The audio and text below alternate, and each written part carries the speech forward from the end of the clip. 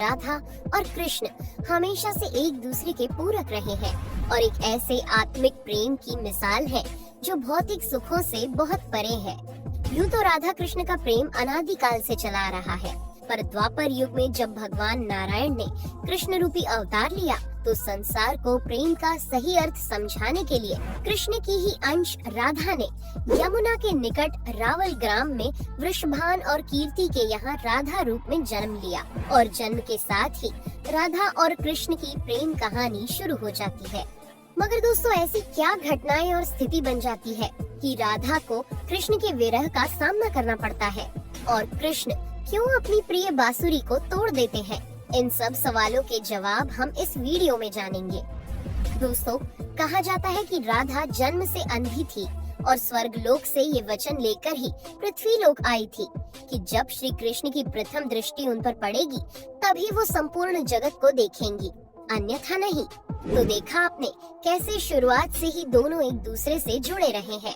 बचपन से ही कृष्ण अपनी लीलाओं और बांसुरी की मधुर धुन से पूरे बरसाना वासियों का मन मोहित करते रहते हैं और राधा और कृष्ण तो 8 साल की उम्र से ही अपने प्रेम का आनंद लेने लगे थे।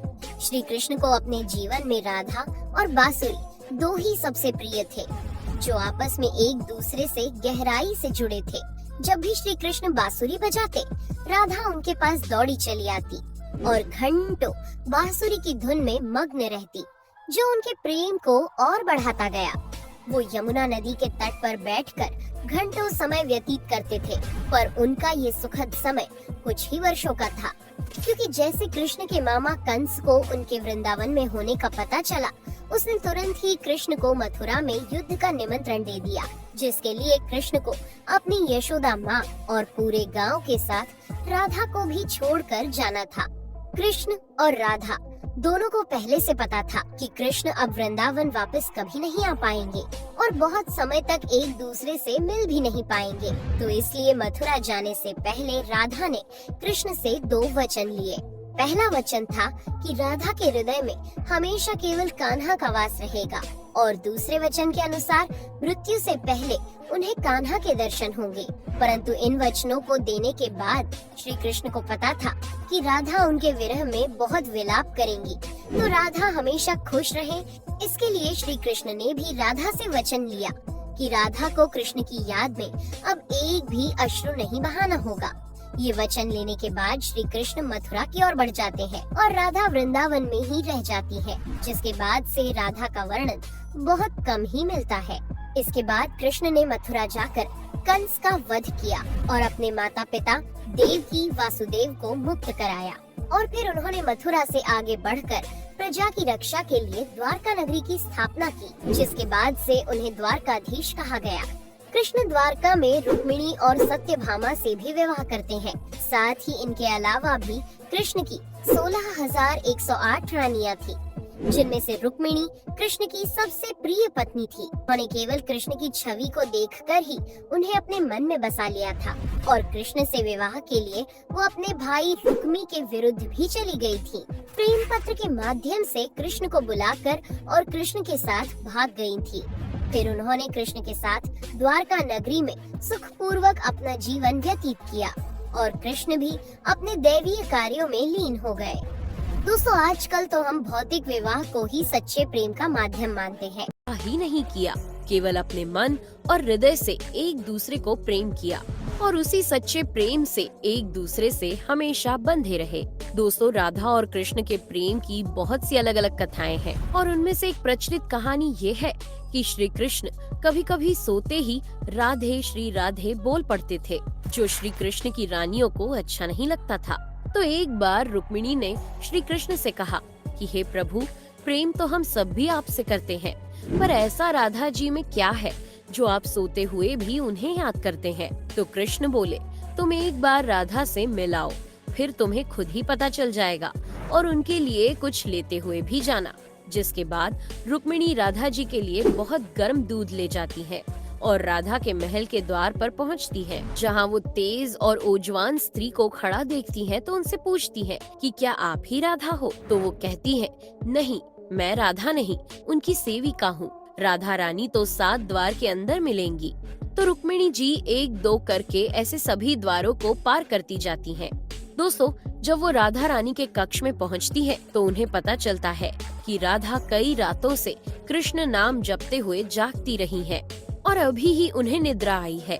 रुक्मिणी राधा की सखियों से कृष्ण द्वारा मिलने के लिए कहने के बारे में बताती है, तो उतने में ही राधा उठ जाती है और कहती है कि कृष्ण ने आज मुझसे मिलने के लिए किसी को भेजा है। रुक्मिणी आश्चर्यचकित हो जाती है। केवल कृष्ण जी का नाम लेने से राधा जागृत हो गई और उन्हीं के बारे में पूछने लगी।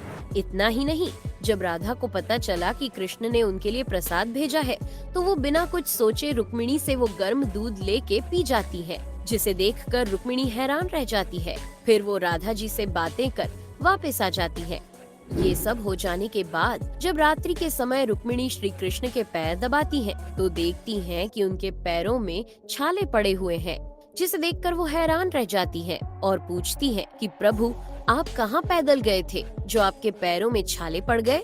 तो श्री कृष्ण बोले, आपने गलती से राधा जी को गर्म दूध पिलाया था, जो राधा एक ही बार में पी गई थी, जिससे उनके हृदय में छाले पड़ गए हैं और उनके हृदय में हमेशा मेरे चरण कमल विराजमान रहते हैं, जिससे मेरे पैरों में भी छाले पड़ गए।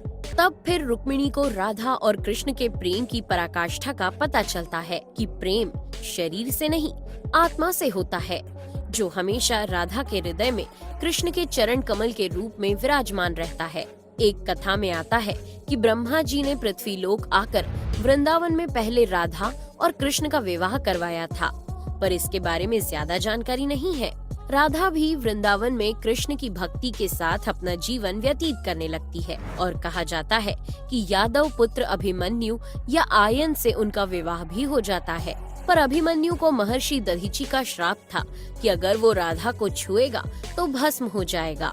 इस प्रकार राधा विवाह के पश्चात भी कृष्ण के प्रेम से स्वतंत्रता पूर्वक जुड़ी रहती है। बहुत वर्षों बाद जब राधा अपना वैवाहिक जीवन बहुत अच्छे से निभा लेती है, वो समस्त जिम्मेदारियों से मुक्त हो जाती है, तो फिर वो कृष्ण के पास द्वारका आती है।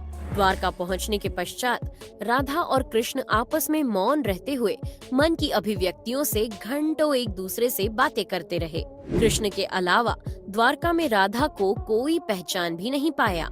फिर राधा कृष्ण के महल में निवास करने लगी और कृष्ण ने भी उन्हें महल में देविका के रूप में नियुक्त किया, जिससे राधा महल में काम करने के साथ साथ समय मिलने पर कृष्ण की भक्ति और उनसे प्रेम पूर्वक बातें कर सकती थी। परंतु कृष्ण तो अब अपने राजपाट व अन्य कार्यों में व्यस्त रहते थे। दूसरी ओर राधा अपने पुराने कृष्ण को ही याद करती थी, तो कृष्ण का पुराने दिनों जैसा साथ ना पाकर राधा का मन और अधिक व्याकुल रहने लगा और उन्हें डर सताने लगा कि कृष्ण की जो मनोहर छवि उनके हृदय में है वो कहीं धूमिल ना हो जाए। इसी डर से राधा ने चुपचाप तरीके से राजभवन और द्वारका नगरी भी छोड़ दी।